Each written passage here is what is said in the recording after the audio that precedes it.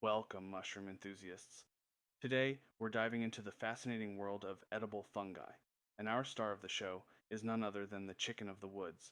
So, grab your baskets, and let's explore the incredible features of this sought after mushroom. For those venturing beyond the realm of morels, chicken of the woods is a top pick in the world of edible mushrooms. It's not only a favorite among newcomers, thanks to its ease of identification, but it also boasts a generous harvesting season spanning from late spring right through fall.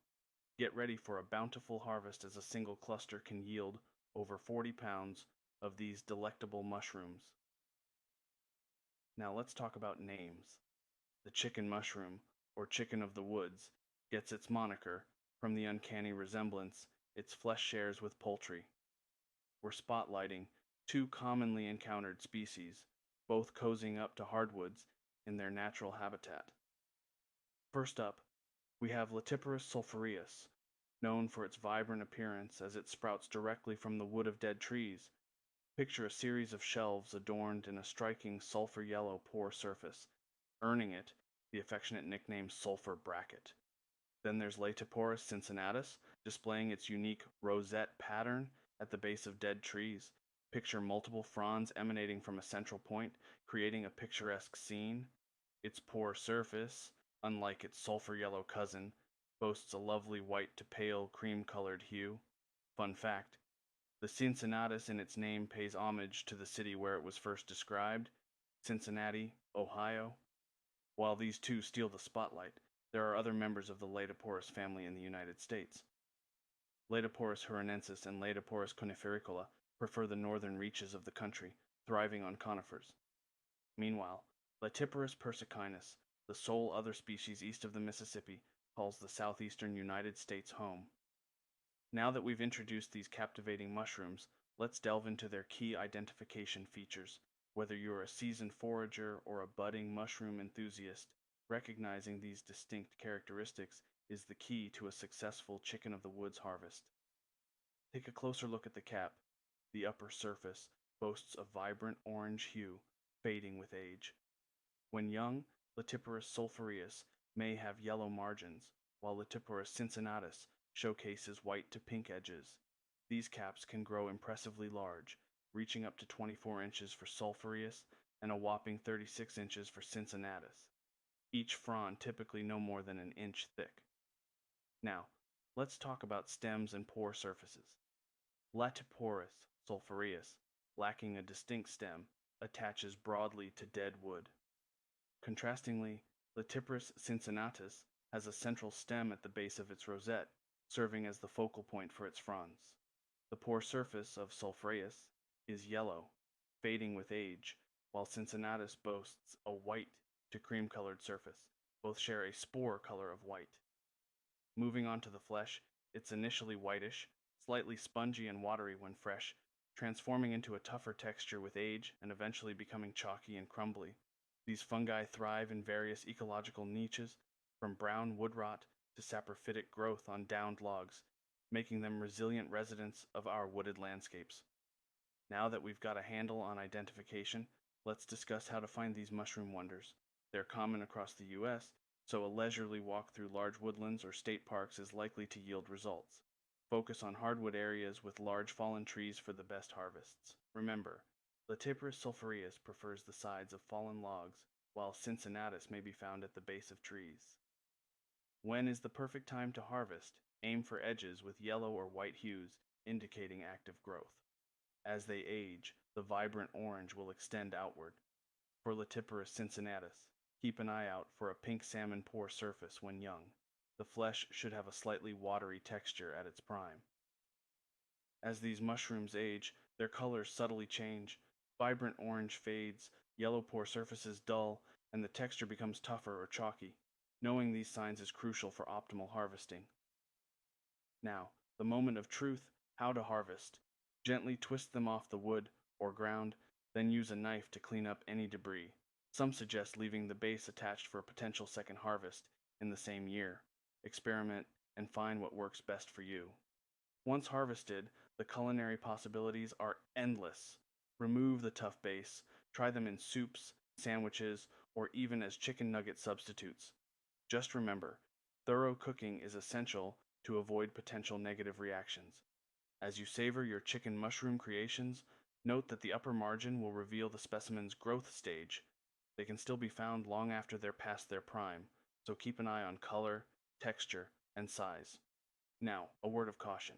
Chicken of the woods has a reputation for potential gastrointestinal reactions, especially when harvested from conifers or hemlock. Always cook them thoroughly, and be aware that individual reactions can vary. Some folks have experienced discomfort even after years of enjoying these mushrooms. Curious about cultivating chicken of the woods? While not common commercially, some enthusiasts have successfully grown Latiparus sulphureus on a smaller scale. There's even a rare white-pored form discovered in Brown County State Park, Indiana, adding an intriguing layer to the world of fungi. As we embark on our quest for the chicken of the woods, it's crucial to be aware of its lookalikes, mushrooms that may mimic its appearance but carry distinct differences. Let's explore these imposters to ensure a safe and successful foraging experience. First on the lookout list is Hapalopilus rudolans, also known as the tender nesting polypore. Despite its small size, rarely exceeding 4 inches, it can share similarities with the chicken mushroom. However, key differences include its growth on small sticks, a pinkish pore surface, and a bright purple reaction to potassium hydroxide. Be warned, though, this species is known to be poisonous. Another potential doppelganger is Hapalopilus croceus. Resembling Latiparus sulphureus from a distance, it often grows as a single shelf, with orange to red-orange pores and a tougher flesh. Keep an eye out for its unique characteristics, and remember, this species is likely to be poisonous. Now meet the cinnabar polypore, or Trametes cinnabarina. Featuring red upper and pore surfaces, it can be confused with chicken of the woods, especially as the red tones fade with age.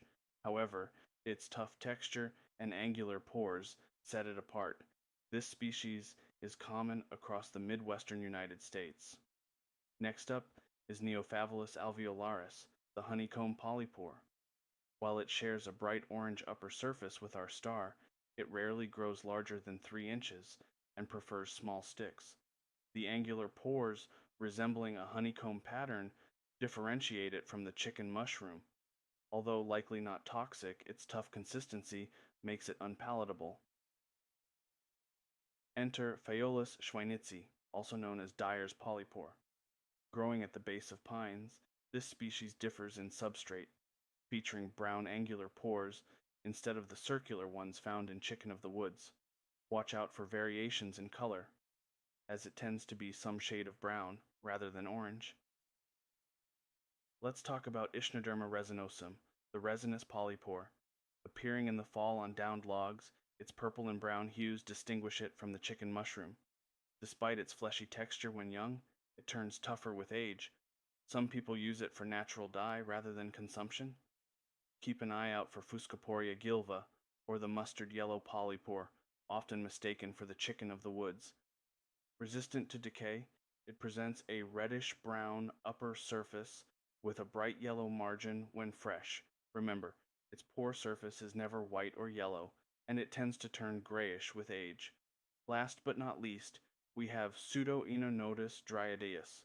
Although it usually takes on a distinct, contorted appearance at the base of trees, it can occasionally resemble the chicken mushroom. However, its tough flesh and the exudation of amber-colored droplets set it apart. Remember, the edibility of this species is unknown. As we conclude our exploration of the chicken of the woods and its look-alikes, remember, the key to a successful foray lies in keen observation. Whether you're distinguishing between vibrant colors, checking for unique pores, or testing with potassium hydroxide, each detail matters. So, armed with knowledge, venture into the woods with confidence. If you found this journey into the world of mushrooms fascinating, don't forget to hit the like button to show your appreciation. And for more exciting insights into the wonders of nature, be sure to subscribe and join our growing community of fellow enthusiasts. Your support means the world to us. Happy foraging, mushroom enthusiasts, and may your future hunts be filled with the delight of discovering nature's hidden treasures. Until next time, Stay curious, stay safe, and happy exploring.